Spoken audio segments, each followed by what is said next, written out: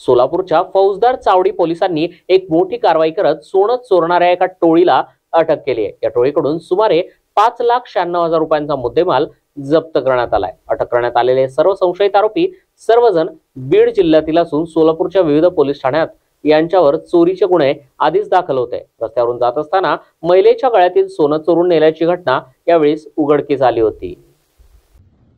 महिन्याभरात सोलापूर कमिशनरेटमध्ये साधारण 5 chain snatching झालेल्या होत्या। यामध्ये प्रामुख्याने 2 फौजदार चावडी पोलीस स्टेशन, 1 जेल रोड, 1 सदर बाजार आणि 1 विजापूर नाका पोलीस स्टेशन येथे झालेली होती। या सगळ्या एकाच गँगनी केले असल्याचे तपासामध्ये लिंक्स जुळल्या गेल्या आणि फौजदार चावडीच्या गुन्हे शोध पथकाने याचा शोध घेत असताना यामध्ये एक बीडची टोळी असल्याचं निष्पन्न झालं आणि यांना शिताफीने या टीमने अटक केलेली आहे आणि त्यांच्याकडून 5ही गुन्ह्यातला एकूण 5,96,000चा मुद्देमाल चेन स्नॅचिंगमधला मुद्देमाल हस्तगत करण्यात आलेला आहे।